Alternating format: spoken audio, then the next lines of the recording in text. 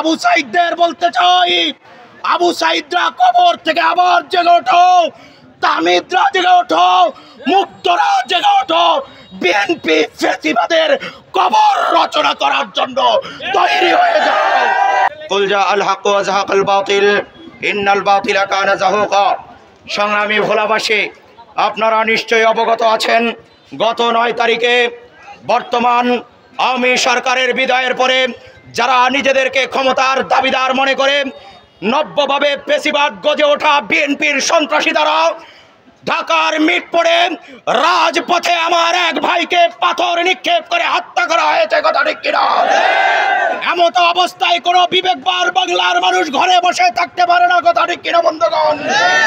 সংগ্রামী বন্ধুগণ, ৭১ মুক্তিযুদ্ধ হয়েছে পাকিস্তানি হানাদার বাহিনীর কাছ থেকে। আমরা মুক্তিযুদ্ধের মাধ্যমে দেশ স্বাধীন করেছি। এরপরে ৫৪ বছর অতিবাহিত হয়েছে। নব্য ফ্যাসিবাদের আগে ১৭ বছর পর্যন্ত আওয়ামী ফ্যাসিবাদের কবলে বাংলার মানুষ নিষ্পেষিত ছিল। কথা ঠিক কিনা বন্ধুগণ? জুলাইয়ের গণ অভ্যুত্থানের পর আমরা ৫ই আগস্টের পর নতুন বাংলাদেশ পেয়েছি। দুঃখ ভারাক্রান্ত হৃদয় নিয়ে বলতে হয়, ৫ই আগস্টের পরে আবার নতুন ভাবে চাঁদাবাজি শুরু হয়েছে, টেন্ডারবাজি শুরু হয়েছে, মানুষ খুনের রাজনীতি শুরু হয়েছে। কথা ঠিক। এই জন্য আবু সাইদ মুগ্ধ, তাহমিদরা রক্ত দেয় নাই। সংগ্রামী বন্ধুগণ, রক্ত দেওয়া বন্ধ করলে চলবে না। যতদিন পর্যন্ত এই কাহিনী স্বার্থবাজরা বাংলার থেকে উৎখাত না হবে, প্রয়োজনে আবারও জুলাইয়ের ঘোষণা দিতে হবে। কথা ঠিক।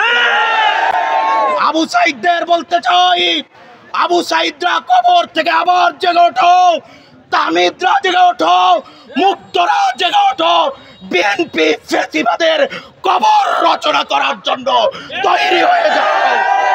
সংগ্রামী বন্ধুগণ, দল বুঝি না, মত বুঝি না, আশরাফুল মাখলুকাত একজন বনি আদমকে এইভাবে খুন করতে কেউ পারে না। কথা ঠিক কিনা বন্ধুগণ?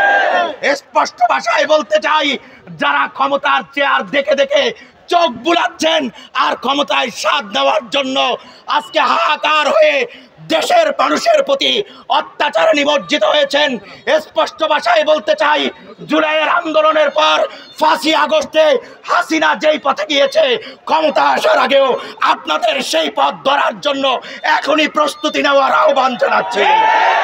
সংগ্রামী বন্ধুগণ, প্রয়োজনে এই বাংলাদেশকে বিনির্মাণের জন্য, নতুন মুক্তিযুদ্ধকে ধরে রাখার জন্য প্রয়োজনে রক্ত দেব, জীবন দেব, প্রয়োজনে জীবনের সর্বোচ্চ ত্যাগ করে বিএনপি ফ্যাসিবাদ সহ সকল ফ্যাসিবাদের কবর রচনা করে বাংলাদেশে ইসলামী হুকুমত কায়েম করতে হবে। কথা ঠিক।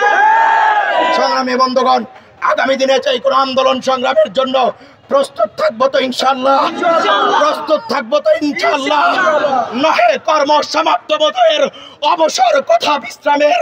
আগামীকাল সংগ্রাম হবে, এরপরে আন্দোলন হবে, হরতাল হবে, অবরোধ হবে, বাংলার জমিনে ফ্যাসিবাদের কবর রচনা হবে ইনশাআল্লাহ।